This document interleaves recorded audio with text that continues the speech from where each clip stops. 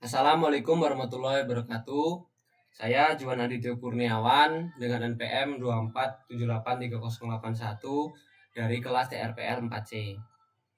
Pada kesempatan kali ini saya akan mempresentasikan hasil praktikum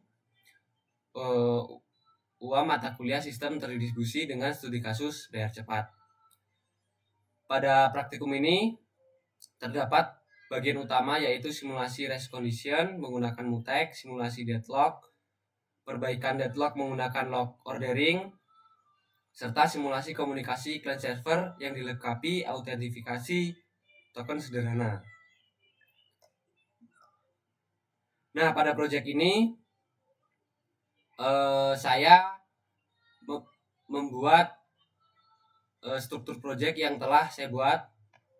Ini ada yang pertama ada mutek demo.js, ada deadlock Pino, ada deadlock fig, ada server.js, dan ada client.js. Nah, untuk yang pertama saya jelaskan itu mutek demonya. Jadi mutek demo ini file ini bertujuan untuk mensimulasikan perbedaan kondisi race condition dan pengguna mutek. Pada bagian awal program saya membuat variabel saldo. Membuat variabel saldo sebagai referensi saldo rekening pengguna. Selanjutnya terdapat fungsi transaksi yang akan melakukan perubahan terhadap saldo tersebut. Kemudian saya membuat dua proses yang dijalankan secara bersamaan. Nah, pada simulasi pertama, kedua proses ini langsung mengakses saldo tanpa mekanisme penguncian atau mutek, karena kedua proses berjalan hampir bersamaan. Keduanya membaca nilai saldo yang sama kemudian menuliskan hasilnya kembali sehingga salah satu perubahan dapat tertimpa oleh proses lainnya.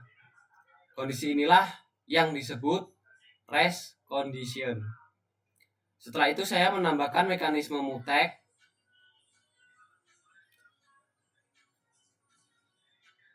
Nah, menggunakan mekanisme mutek ini memberikan hak akses kepada satu proses terlebih dahulu selama proses pertama masih bekerja. Proses lainnya harus menunggu. Dengan cara tersebut perubahan saldo dilakukan secara bergantian sehingga data tetap konsisten. Sekarang saya akan menjalankan program muteknya dengan menggunakan perintah not mutek demo.js-nya. Kita panggil di terminal. Kita panggil pertama dengan not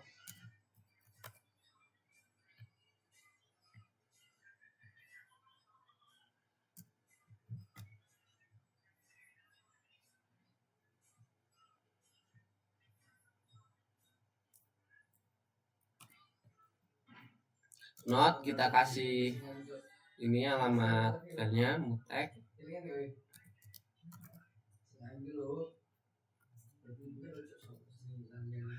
demo.js.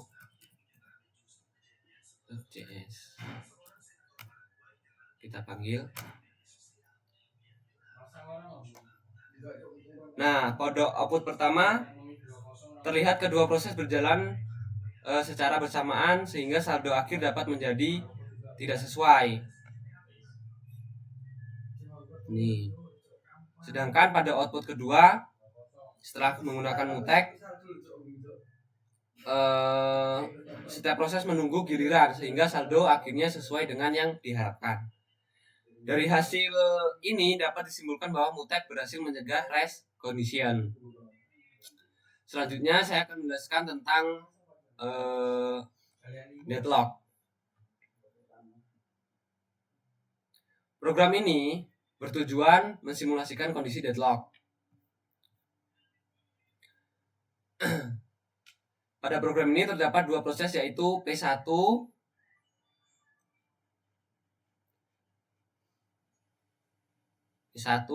dan P2. Proses pertama bertugas melakukan transaksi transfer, sedangkan proses kedua ini dia bertugas melakukan pembayaran tagihan. Untuk proses 1 ini terlebih dahulu mengunci rekening A. Setelah berhasil memperoleh rekening A, P1 ingin mengakses rekening B. Namun pada saat yang sama rekening B telah dikunci oleh proses kedua. Namun pada saat sama rekening B telah dikunci oleh P2. Sebaliknya P2 juga telah mengunci rekening B terlebih dahulu. Setelah itu P2 ingin mengakses rekening A karena rekening A sedang digunakan oleh P1, maka P2 juga harus menunggu. Akibatnya kedua proses saling menunggu satu sama lain, tidak ada proses yang dapat melanjutkan pekerjaannya. Kondisi ini dinamakan deadlock. Coba kita jalankan.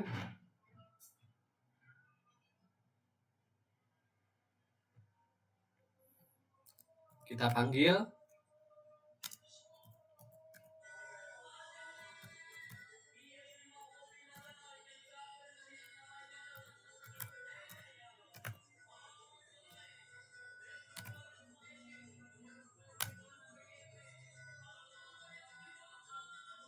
Ini salah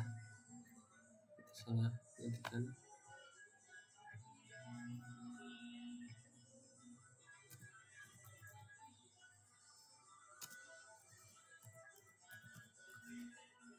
Deadlock I know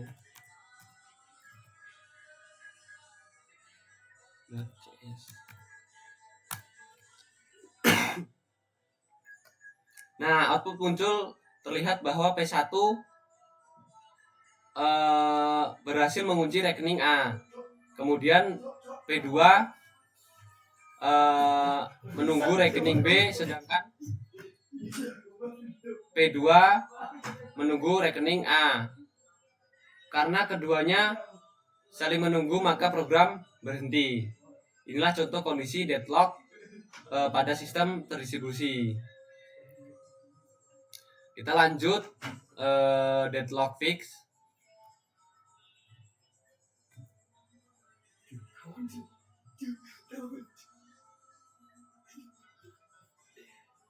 Nah, berikut saya membuka file deadlocknya.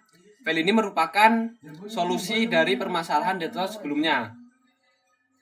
Teknik yang digunakan adalah log ordering, artinya seluruh proses diwajibkan mengambil resource menggunakan urutan yang sama. Sebagai contoh, seluruh transaksi harus selalu mengunci rekening A terlebih dahulu, kemudian rekening B. Dengan aturan tersebut, tidak mungkin lagi terjadi circular white. Walaupun dua proses berjalan secara bersamaan, salah satunya akan menunggu sampai proses pertama selesai menggunakan kedua resource. Setelah resource dilepaskan,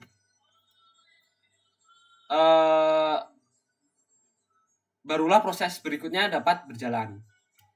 Coba kita tes, kita jalankan.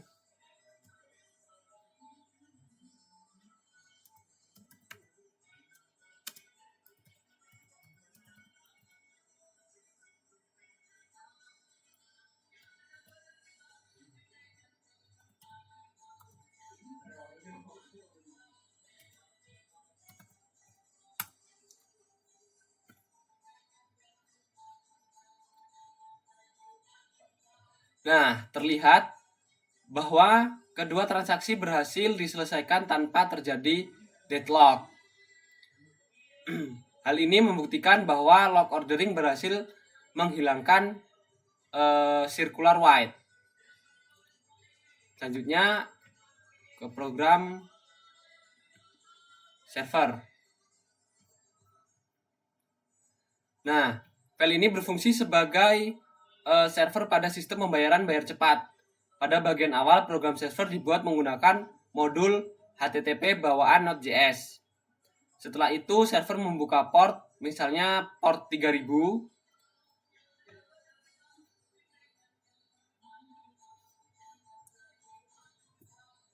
Sehingga siap menerima koneksi dari klien. Ketika terdapat request masuk, server akan membaca data transaksi yang dikirim oleh klien. Selanjutnya, server melakukan pengecekan token autentifikasi. Jika token yang diterima sesuai dengan token yang telah ditentukan, maka transaksi akan diproses.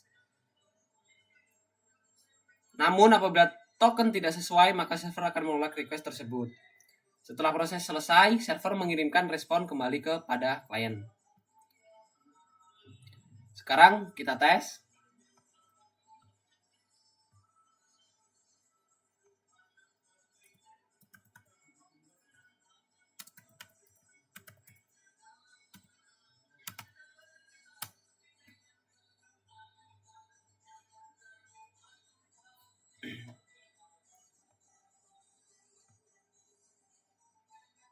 Nah, output ini menunjukkan bahwa server telah aktif dan sedang menunggu permintaan dari klien. Sekarang kita jelaskan yang program terakhir, klien JS-nya. Nah, file ini bertugas sebagai klien. Klien membuat request transaksi yang berisi nama pengguna, nominal transaksi, serta token autentifikasi. Nah, data tersebut kemudian dikirim menuju server menggunakan protokol HTTP. Setelah server menerima request, klien akan menunggu respon. Apabila server menerima token yang benar, maka server akan mengirimkan status transaksi berhasil. Sebaliknya, jika token salah, maka server mengirimkan pesan gagal. Kita panggil.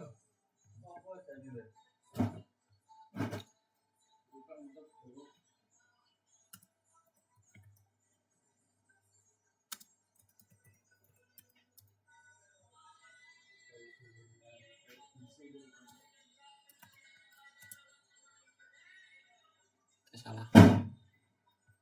Tiganya. Terus mibur sudah kita pun mibur nendi.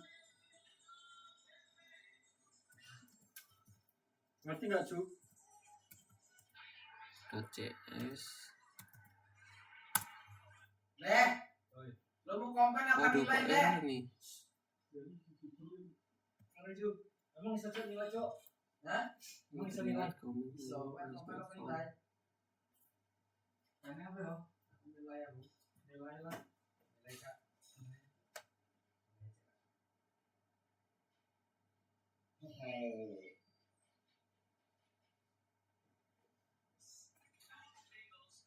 Aku nggak ngerjain itu udah selesai.